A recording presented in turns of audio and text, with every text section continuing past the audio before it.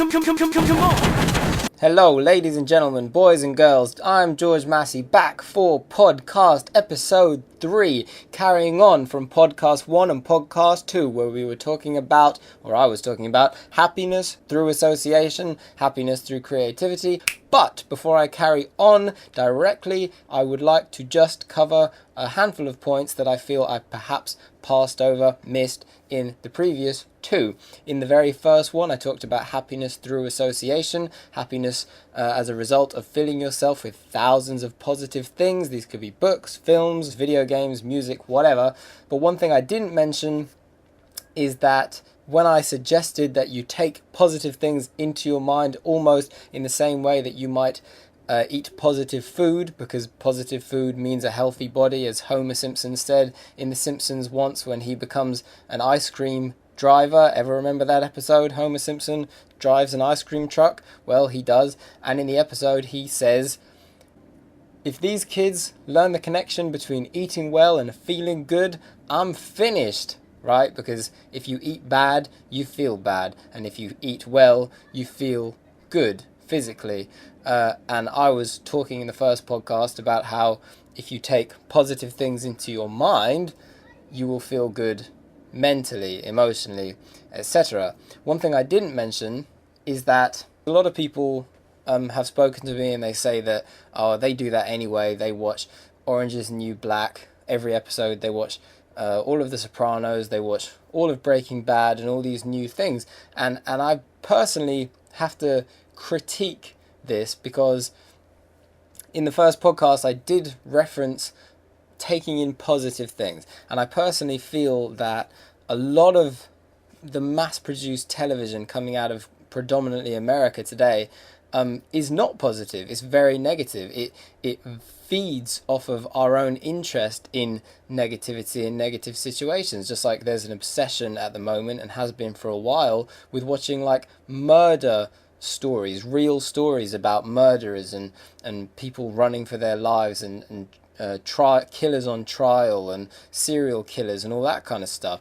And the problem that I find with the modern American TV show like Breaking Bad, which I've seen all of it, but it's like it's a serial. It's like a soap opera. The reason it's a soap opera is because every single episode continues on to the next episode. They are not standalone stories. Now, some people out there might say to me, well, they're not like a soap opera because it's why is it any different to reading a long novel? Okay, you read Lord of the Rings, that's a very long novel, and then you can watch Breaking Bad. They're just long stories. Breaking Bad is a long story, Lord of the Rings is a long story.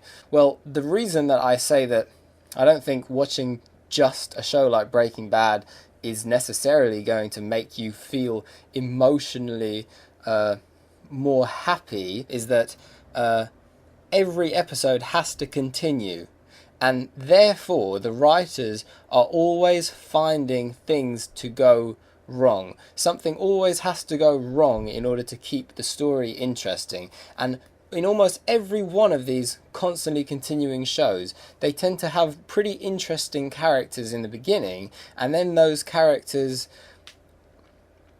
their own integrity starts to diminish very quickly, because the characters have to start making mistakes, doing things wrong in order to keep the story going. And that kind of bothers me. A show like Breaking Bad, the character begins and he's very kind of worthy in a sense. He's somebody who wants to make money for his family and his disabled child. And then it's just, he becomes almost an idiot. He's a scientist, but he's constantly making mistakes. And it's not because a real person would necessarily make those mistakes. It's just because the writers have to make him do dumb things in order to have it to be continued at the end. That kind of bothers me. So I personally, though I've seen all of it, and I've seen all of The Sopranos and stuff, I really think there is no comparison between something like that and even a show like The X-Files, where though the mythology, the overall story is meandering and somewhat inconclusive, and has very high points and very low points, but you can still jump in and watch any individual episode, and it's just one story, and it always has a beginning, a middle, and an end, and it's ultimately uplifting because you feel fulfilled, you feel filled, you've gotten to the end, and there's a sense of completeness, which you do not get in these other shows. You're just kind of, it's like hanging the carrot in front of the donkey, keeping you following without any real conclusion, and when it does get to the end, it's just kind of like the end, there you go, the story finished. So I don't necessarily think that just watching any old thing is positive. A friend of mine, a guy called Paul Bateman, who was a graphic novelist, he did the artwork for comic books, and he's really tremendous. He said this to me once, that if you sit a child down at 5 years old and they live in a soap opera style environment, we're talking about England here, but some of the most popular soap operas in England are things like Coronation Street and EastEnders, okay? They are about working class people who have little to no money, who spend a lot of time at the pub, and the stories normally revolve around relationship squabbles, arguments, who's dating who, and it's normally pretty kind of like lots of aggression and anger and hostility, because it keeps the story going. And he was like, if you're a 5-year-old child living in an environment that's already like that, and then every day, because these shows are on 5 days a week, every day you're watching that show, it's mirroring your own life, and it's not really giving you anything to aspire to. You are essentially, those are the best heroes you have, because you don't have any other heroes. Whereas if you have a 5-year-old who's living in a soap opera environment, who's living in an environment like EastEnders, but on the television is a television show like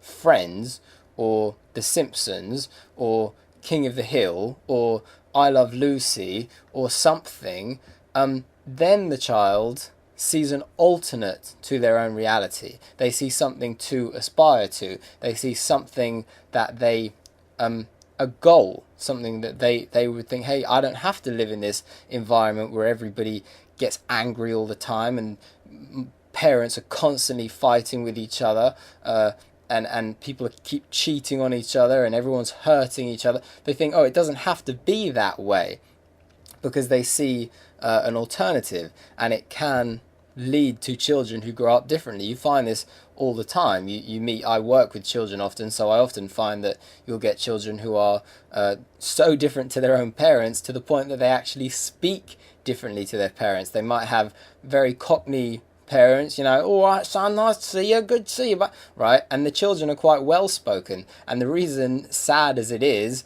it's almost positive, is because the parents are paying the child almost no attention, just giving it an iPad and stuff to watch, and the child ends up speaking like the characters that they see in the movies and TV shows that they're taking in. I actually have a friend, just as an example of this, he's actually a Malaysian descent, but born and grew up in England, and he speaks with an American accent because he grew up watching just TV and movies. Now, I'm not saying that's a good thing, but his parents didn't really speak to him much. He grew up with the morality of films and TV, but he also grew up with the accent, and he'd never even been to America. He don't even think he knew anybody American, but he had an American accent because that was where he kind of got most of his language. So it is possible that you can learn and aspire to what you're watching and taking in the form of just films and TV shows, music,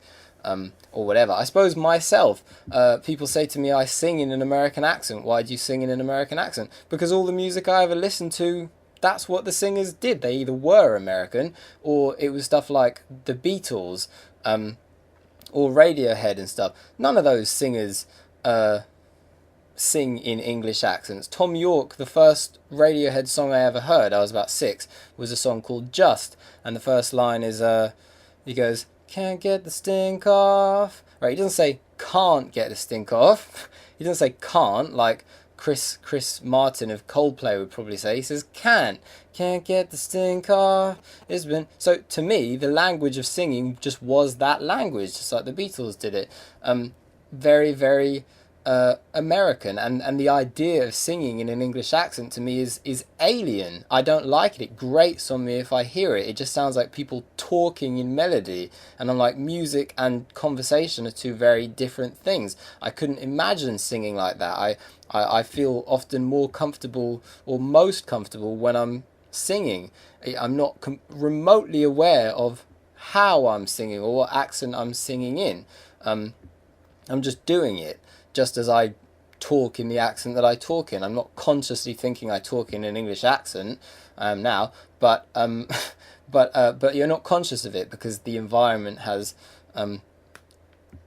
induced me into that, has educated me in that regard, has imposed itself upon me in that way, or inspired is the best way. It's inspired me to talk in an English accent or sing in an American accent or whatever. So to wrap that point up, simply what you take in, what you watch, be mindful of it, because it can be almost like a poison. If you grow up watching nothing but brutal horror films where people are getting murdered without any causality or any reason or any moral conclusion or lesson, then after a while, it's going to affect you.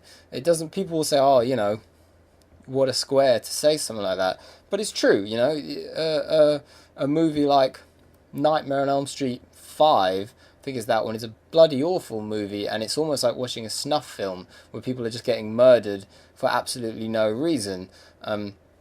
There's no real artistic integrity. The camera work is shoddy. It's just an excuse to make money, and you feel it. And if you were a kid and you watched nothing but films of that degree of mediocrity, then you would grow up with a skewed, not necessarily skewed, but you would probably have lots of nightmares and whatever. I mean, when you're a kid, you can watch a horror film and you have a nightmare, don't you? It's very common. If you were a kid and somebody tells you a nice, uplifting story, you go to sleep feeling pretty good. You don't have nightmares. So those things affect us when we're children. They do affect us when we're adults. We're just less aware of it. If you go to sleep every night and you're watching crime dramas about serial killers, it is going to affect you. It's going to affect your sense of reality, or the reality you are essentially creating for yourself. So I do stand by the idea that you should take in positives. I'm not against learning history and knowing about the Holocaust and Hitler and Nazi Germany and all that kind of stuff. You should know about it, but I would not recommend to indulge in it without balancing it.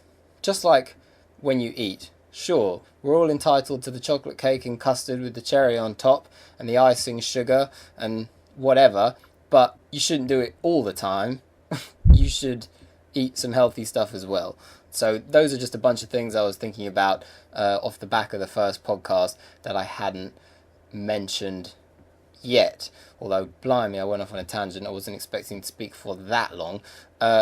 Oh yeah, but the ultimate point that I wanted to say was just, you don't necessarily feel like watching or reading something every day, but it's worthwhile to force yourself almost, because you don't know when it's going to be relevant to you. You don't know when that one thing you watched will come back and be of use to you in the future. Just like I mentioned that story of what happened to me and a girl in the first podcast, I didn't know when I saw that episode of The Simpsons some 10 years before that 10 years after I watched it, it was going to prevent me going through some kind of feelings of insecurity, which were very quickly eliminated, squashed, because I'd seen that show like 10 years before. So it's worth taking in positive things, even if you don't necessarily feel in the mood to, and yeah, be aware that whether or not you're taking in positive or negative. Now, there was one other thing that I didn't cover that I thought I should emphasize from the second podcast. I talked a lot about the ability to turn pain into positivity, but I wanted to also emphasize that I do not believe that pain is necessary to be creative. And it's not like every song ever written, every good book ever written is the result of somebody who went through pain. That's ridiculous. I don't believe in that at all. I believe that it is over and above everything else, it is love, passion, inspiration, and enthusiasm. So I'll give you a personal example of this. If I personally have gone through, you've probably or can hear some of my own songs on YouTube, and some of them are relatively sad. You can hear the song I wrote, Don's song, about a very close family friend who was essentially like an uncle to me. He died, and I wrote that song as a result of his death, and it's a sad song. Now the thing is you might listen to it and hear the sadness. Well, guess what? The sadness is there. Of course, that's the emotion I felt. But you know what else is there?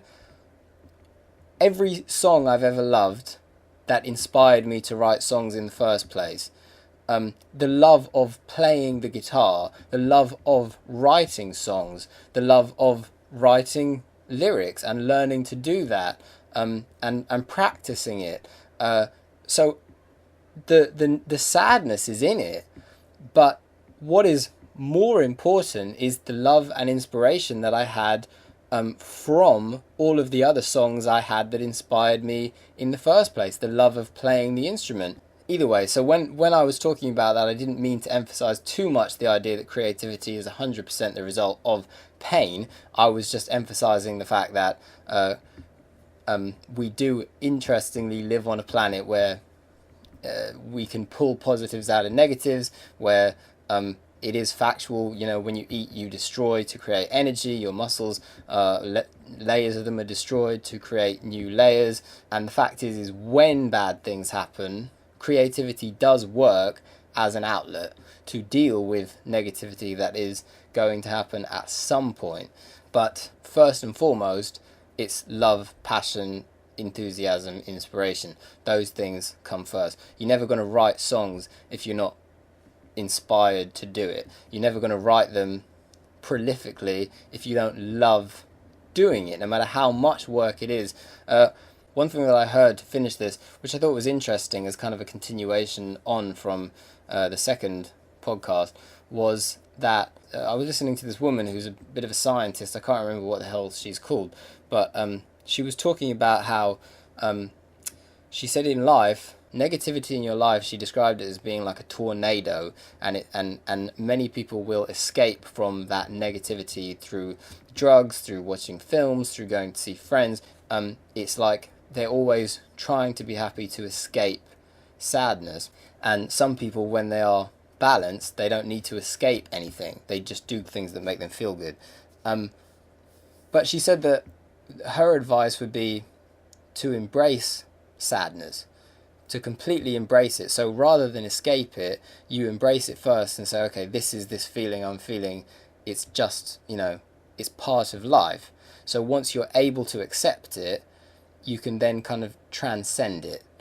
And I thought it was interesting because all songwriters who are aware of their own emotions and stuff, and me as well, when I'm writing the sadder songs that I've written, I'm 100% immersed in that pain and sadness. I'm not looking at somebody else, I'm not putting on a happy face, I'm just writing a song for my own benefit. And it struck me as interesting that maybe in regards to the second podcast where I talked about how we can transform pain into positivity, maybe it is when we are at our absolute lowest, that's the point when, once you've accepted that negativity, there is a transformation point where I'm now going through it and now it's becoming positive in a creative way. I don't think that it's going to be positive if you're not doing something creative with it, something positive with it. But it was an interesting view that to accept it rather than to run away from it, that's when it starts to transform. If I was to write songs to try to escape from the pain, so for example I'm feeling bad and I go, I'm going to write a happy song because then I'll escape, that doesn't work. But if I'm like, I'm feeling bad, so I'm just going to play the guitar as catharsis, by itself, without effort, it turns into something that makes at least me feel better. And I know lots of other songwriters said that too. Amy Winehouse, who obviously sadly died, she said long before she ever tried cocaine and heroin, which I suppose was the catalyst for her early demise. Before she ever tried anything like that, she said, sure, I get down, I get depressed, but she said thousands of people in the world suffer depression, but they aren't able to pick up a guitar for an hour and feel better, and that's obviously how she felt when she wrote those songs. And she's a good example because her songs are very clearly diary-esque. They're very honest, and she's going through that sadness and pain, and she's not ignoring it. She's not pretending it isn't there. She's completely taking it on board and using it, and out of it comes what I would deem very beautiful songs, or a beautiful thing, at least. Somebody who can take those kinds of feelings and create something out of it, something that benefits other people, that connects people, because we say, oh yeah, I know what that feels like, or whatever.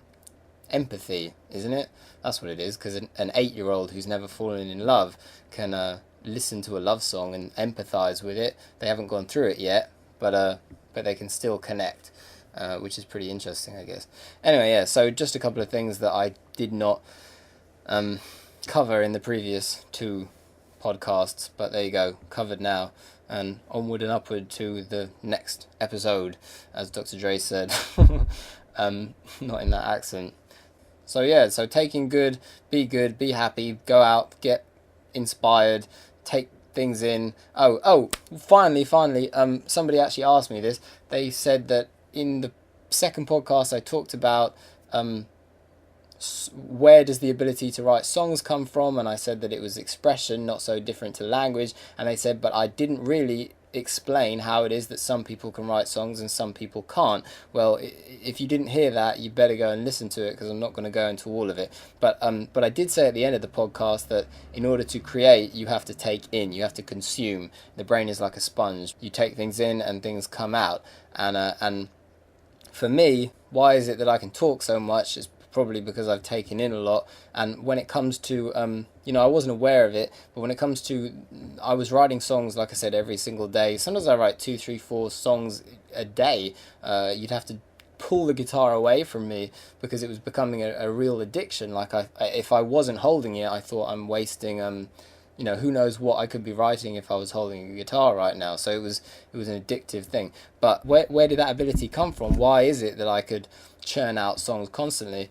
I can't say for certain, but I can say that when I was about 8 or so, or 9, I got a CD player for a birthday present, and from then on I started collecting CDs, albums, and I would, every night before I went to sleep, because my parents used to put me to bed pretty early and switch out the light and stuff, they were like, stay in your room, you're not allowed to come downstairs now, you don't have to fall asleep, but this is your bedtime, so go to bed. I would put on headphones, and every single night before I went to sleep, I would listen to an album right through. And I did it for years, My collection of music and albums got bigger and bigger, which was a good thing, because I was getting sick of the stuff I was listening to at first. But I would listen to one album every single night before I went to sleep, and it would obviously resound around my skull, and I'd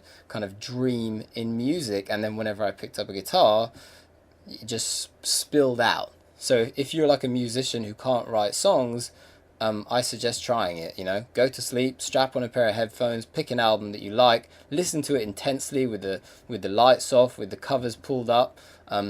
Don't distract yourself with other things. Really listen to it. Listen to everything. Listen to the tonality of the voice. Listen to all the percussion. Listen to the various different instruments. Dissect them, but enjoy it. Listen to stuff that kind of turns you on a bit. Listen to stuff that you feel passionate about. But yeah, every single night before you go to sleep, listen to an album, and I'd be very, very surprised if you don't start writing songs yourself as soon as you sit down to play your musical instrument. So yeah, have a go. Anyway, that's that. I'm gonna go now. See ya. Bye.